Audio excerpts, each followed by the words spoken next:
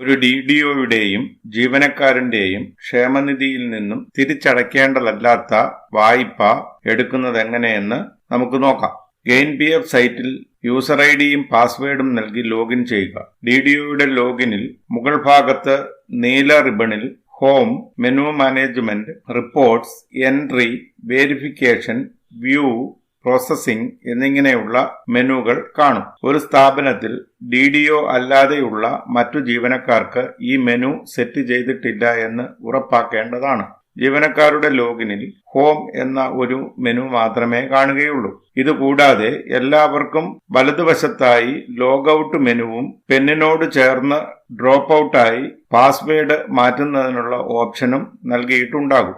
ആദ്യമായി നമുക്ക് DDOയുടെ NRA application എങ്ങനെ ചെയ്യാമെന്ന് നോക്കാം. അതിനായി DDOയുടെ ലോഗിൻ പേജിൽ ഹോം മെനുവിൽ ക്ലിക്ക് ചെയ്യുക. അവിടെ ഇടതുവശത്തായി വിവിധ സബ് മെനുകൾ കാണാം. അതിലെ ഓൺലൈൻ സർവീസസ് എന്ന മെനുവിന് താഴെയായി വരുന്ന NRA ആപ്ലിക്കേഷൻ എന്നതിൽ ക്ലിക്ക് ചെയ്യുക. ഇവിടെ പല NRA കൊടുത്തിട്ടുണ്ടാവും. ശ്രദ്ധിച്ച് NRA ആപ്ലിക്കേഷൻ എന്നതിലായിരിക്കണം ക്ലിക്ക് ചെയ്യേണ്ടത്. അപ്പോൾ വരുന്ന പേജിൽ നമ്മുടെ PFന്റെ വിവരങ്ങൾ വരുന്നുണ്ടാവും. അതിൽ നിന്നും നമുക്ക് വായ്പ എടുക്കാൻ അനുവാദമുള്ള തുക, അതായത് അഡ്മിസിബിൾ എമൗണ്ട് എത്രയാണെന്ന് കാണാൻ കഴിയും. അതിനു താഴെയായി ബേസിക് പേ ടൈപ്പ് ചെയ്ത് കൊടുക്കുക. പിന്നീട് ഡിയർനെസ് പേ എന്ന് ചോദിക്കുന്നിടത്ത് DA വേണമെങ്കിൽ നൽകാം. റിക്വയർഡ് അഡ്വാൻസ് എമൗണ്ട് എന്നുള്ളിടത്ത് നമുക്ക് അഡ്മിസിബിൾ എമൗണ്ടിൽ നിന്നും എത്ര രൂപയാണോ ആവശ്യം ആ തുക ടൈപ്പ് ചെയ്ത് കൊടുക്കുക. റീസൺ സെലക്ട് ചെയ്ത് നൽകുക. പിന്നീട് ചോദിക്കുന്നത് ആരുടെ ആവശ്യത്തിനാണ് ഈ ലോൺ എന്നുള്ളതാണ്. അവിടെ അതിന്റെ ഉദാഹരണവും കൊടുത്തിട്ട് for the subscriber, for the subscribers son, daughter, mother, father, spouse എന്നിങ്ങനെ വേണം അത് നൽകുന്നതിന് വേണ്ടി. റീസൺ ചേരുന്ന വിധം കൊടുത്തതിന് ശേഷം NRA മുമ്പ് എടുത്തിട്ടുണ്ടോ എന്നുള്ള ഒരു ചോദ്യമാണ്. അടുത്തതായി അതിന്റെ യൂട്ടിലൈസേഷൻ സമർപ്പിച്ചിട്ടുണ്ടോ എന്നും ചോദിക്കുന്നു. പിന്നീട് ലോൺ എടുക്കുന്നതിന്റെ പ്രത്യേക സാഹചര്യം എന്താണ് എന്നുള്ളതാണ് ചോദിക്കുന്നത്. അവിടെ നമ്മൾ പരമ്പരാഗതമായി എഴുതാറുള്ള ഒരു കാര്യം no other source to raise the fund എന്നാണ്. അത് ടൈപ്പ് ചെയ്ത് നൽകുക. അതിന് താഴെയുള്ള ഡിക്ലറേഷൻ വായിച്ചു നോക്കി ഇടതുവശത്തുള്ള ബോക്സിൽ ടിക്ക് ചിഹ്നം ഇടുക. സബ്മിറ്റ് ബട്ടൺ ക്ലിക്ക് ചെയ്യുക. ഒരു DDO അല്ലാത്ത എംപ്ലോയിയുടെ കാര്യത്തിലും തന്റെ വ്യക്തിഗത ലോഗിനിൽ കയറി ഹോം മെനുവിൽ ഇത്രയും കാര്യങ്ങൾ ചെയ്താൽ മാത്രമേ ലോൺ ആപ്ലിക്കേഷന്റെ ഫസ്റ്റ് സ്റ്റെപ്പ് പൂർത്തീകരിക്കാൻ കഴിയൂ. സബ്മിഷൻ പൂർത്തീകരിച്ചാൽ ഓൺലൈൻ ലോൺ ഡീറ്റെയിൽസ് എന്ന പേജ് വരുന്നുണ്ടാവും. അവിടെ നമ്മൾ അപ്ലൈ ചെയ്ത ലോണിന്റെ ഡീറ്റെയിൽസ് കാണുന്നുണ്ടാവും. അതിന്റെ വലതുവശത്തുള്ള പ്രിന്റ് ഓപ്ഷനിൽ ക്ലിക്ക് ചെയ്യുക.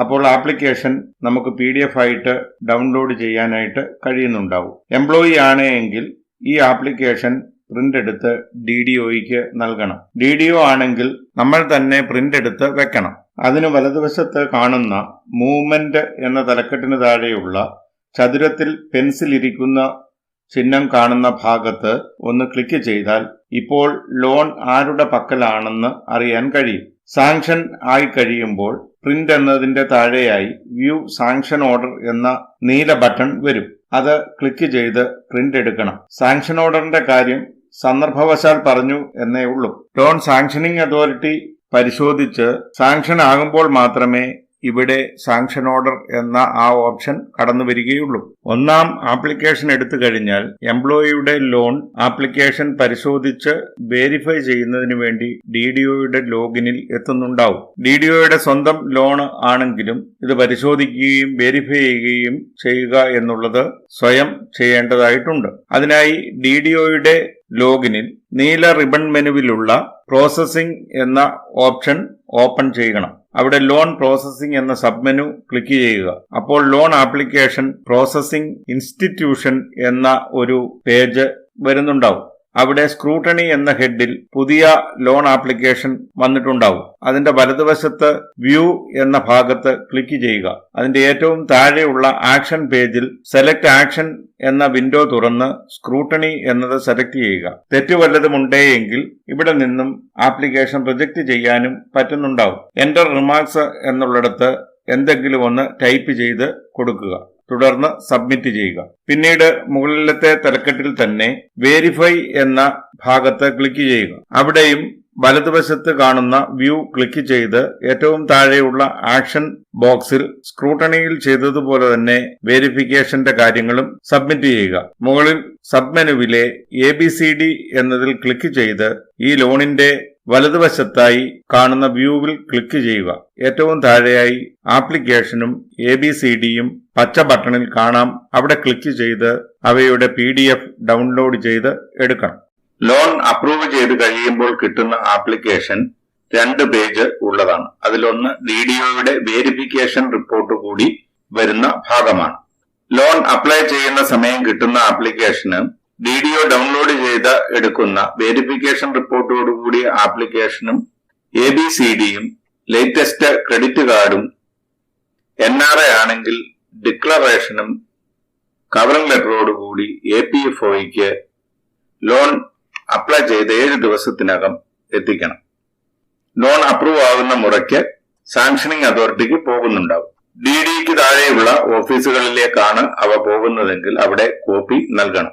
യഥാർത്ഥത്തിൽ കോപ്പി നൽകേണ്ടതില്ല എങ്കിലും AEO DEO ചില DD ഓഫീസുകളിലും വീണ്ടും കോപ്പി ആവശ്യപ്പെടുന്നുണ്ട്. ഇക്കാര്യം നമ്മൾ ധനകാര്യ വകുപ്പിനെ അറിയിച്ചിട്ടുണ്ട്. ഒഴിവാക്കി തരുന്നതിന് നടപടി ഉണ്ടാകുമെന്ന് പ്രതീക്ഷിക്കാം.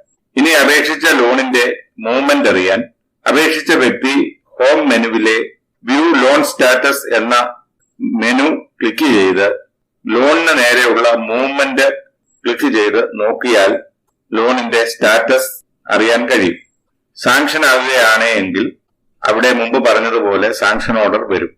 അപ്പോൾ ഈ സാങ്ഷൻ ഓർഡറും DDOയുടെ ലോൺ അപ്രൂവൽ സൈറ്റിൽ നിന്നും പ്രോസസിംഗിലെ ഓതറൈസേഷൻ റിപ്പോർട്ട് എന്നത് ക്ലിക്ക് ചെയ്ത് അത് ഡൗൺലോഡ് ചെയ്ത് എടുക്കുന്നതും ചേർത്ത് സ്പാർക്കിൽ നിന്നും ബില്ലെടുത്ത് ട്രഷറിയിൽ സബ്മിറ്റ് ചെയ്യുകയും ചെയ്യാം.